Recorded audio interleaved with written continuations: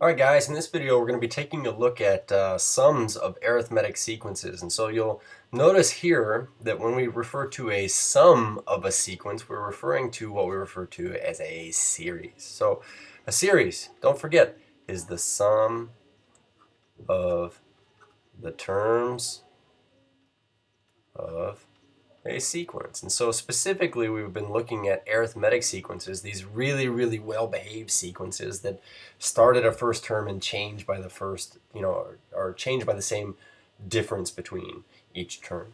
So when we look at the sums of arithmetic sequences, the fact that they're so well behaved is actually going to make our job a little bit easier in terms of coming up with a sum here. And so I would actually like to make an argument here if I were to add up the first 10 digits, whole numbers here. So go from 1 up to 10.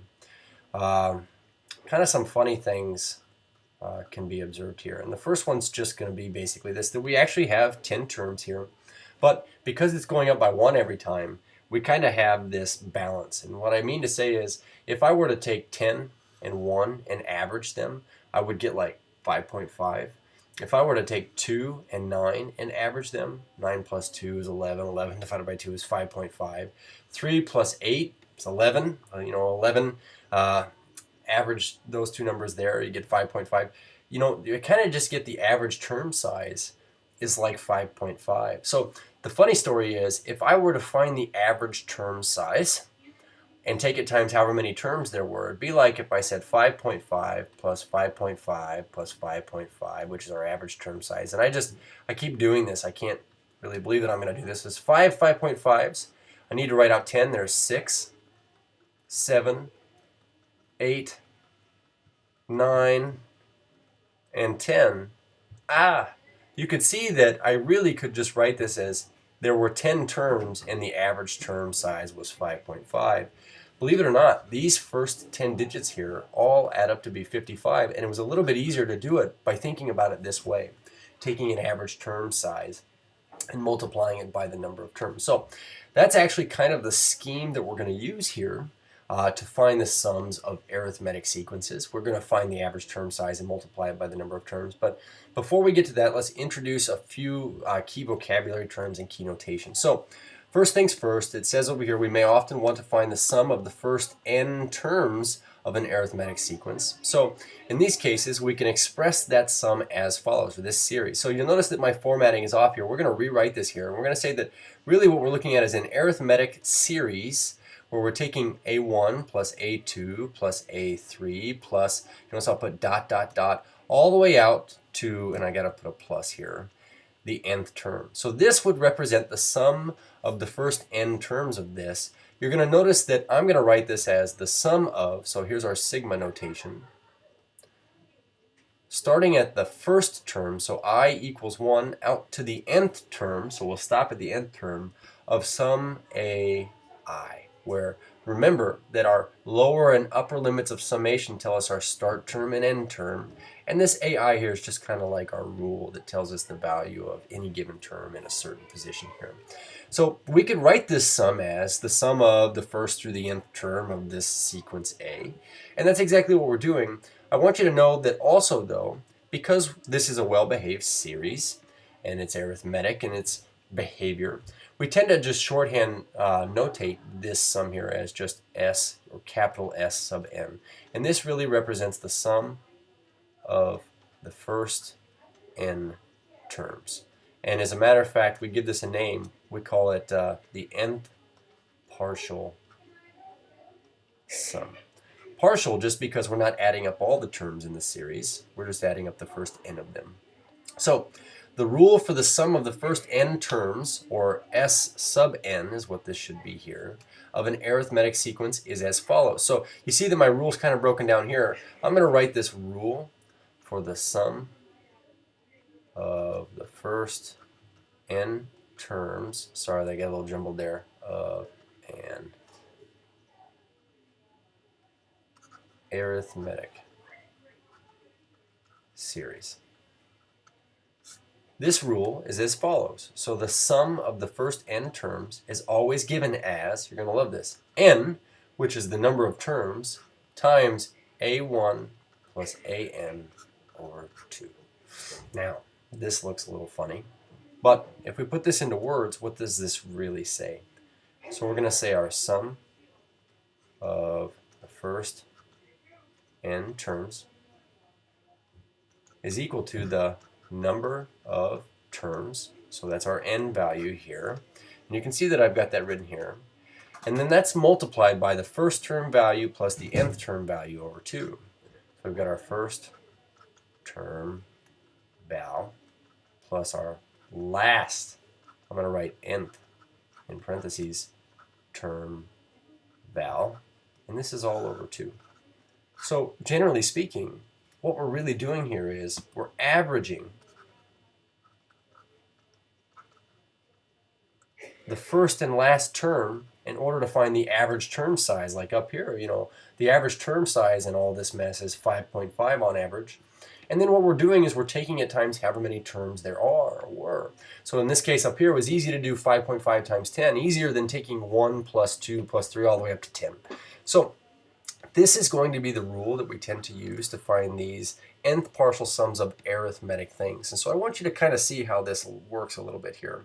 So we're going to find the sum of the following series here, starting with letter A, and it asks us to find the sum of the first 10 terms of the arithmetic series.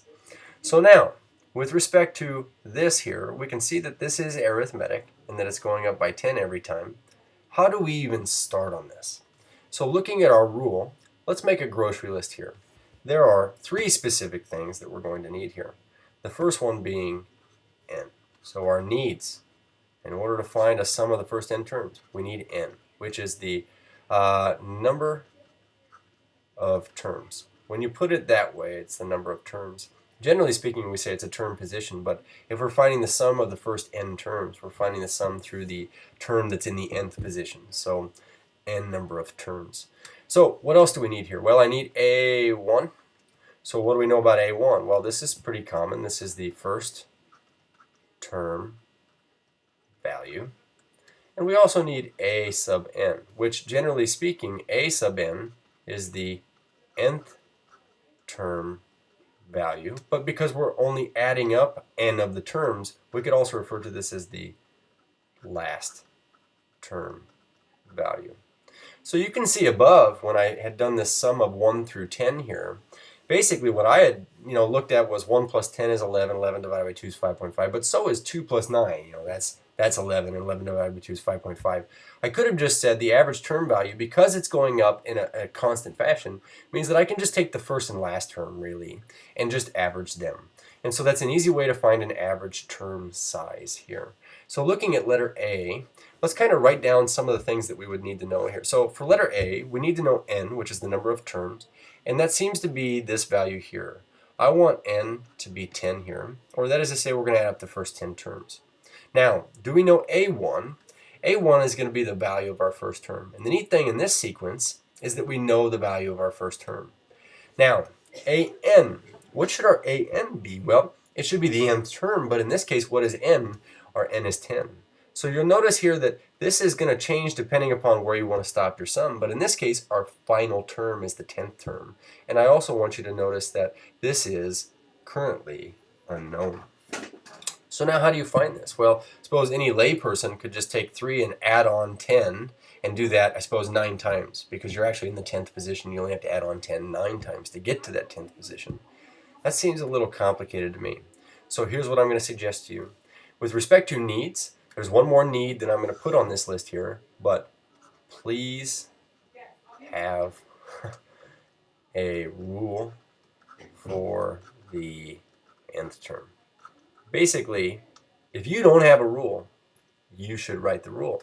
And the neat thing about writing the rule is these are the needs for a rule. We kind of just looked at this in the last video there. So very quickly, let's write a rule here for the nth term. For this top sequence here, suppose we have an equals our first term value, 3, plus what it's changing by every time, so it's going up by a positive 10 times n minus 1.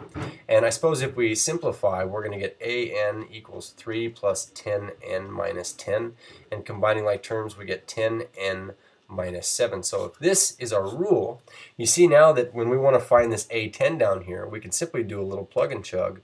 We could say 10 which is this 10 here, times n, which is our position. In this case, n is 10. And this is all going to be minus 7. So we really get 100 minus 7. That means our final term in this series has a value of 93. So I'm going to put a box around all of these three things because those were the three things we needed in order to write this sum. So let's go ahead and write our sum. We're going to write the sum of the first 10 terms in this arithmetic series. So how do we do this? Hey, check it out over here. You take n, which is our number of terms. So we're going to plug that in, 10. And this is times the average of the first and last term size. So we've got up here in our rule a1 plus a10 in this case. a1 has a value of 3. And a10 has a value of 93. So you can see that what we're really going to be doing here is taking 10 times the average size of 93 and 3, which is 96 divided by 2, which last time I checked would be 48. And so we get 48 times 10. Wow, that's pretty quick. We can say that the sum of the first 10 terms would be 480, and we arrived on that pretty quickly, considering that if I had to do this, say, with a piece of paper and pencil, it'd take me a little bit longer.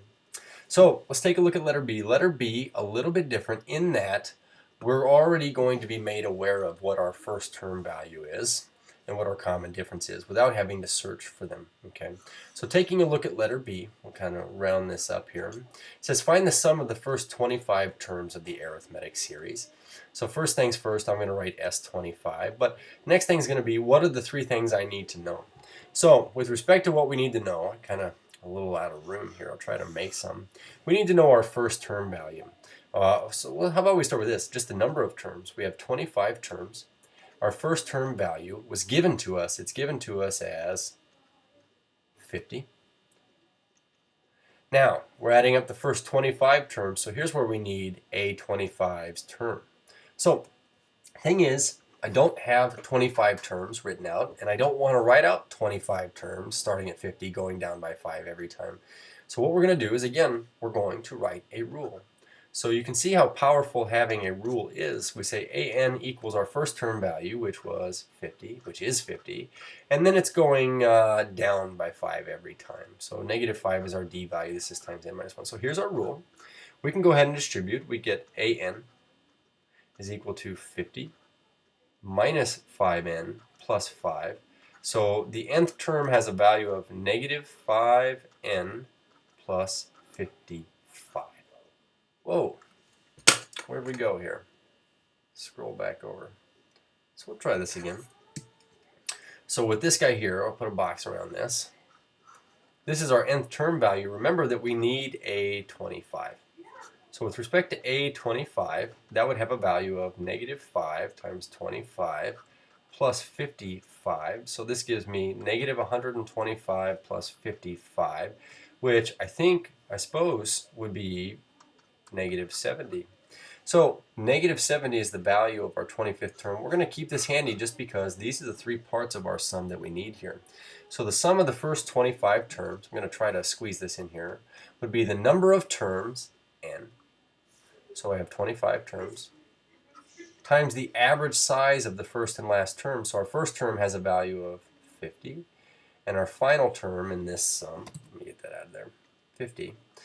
And that's added to negative 70. So you can see that our average term size is actually negative here. We get 25 times negative 20 over 2, which is the same as 25 times negative 10, which is negative 250. And I know I don't have a lot of room, but go ahead and box this up. We're going to wrap this up and say that this is our sum of the first 25 terms in this sequence here. So again, you can see that if we want to write the sum of an arithmetic series, it's actually made kind of easy by the fact that they're so well behaved.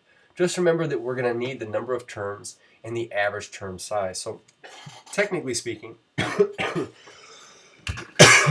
excuse me, you'll need your n value, your a1, and your an.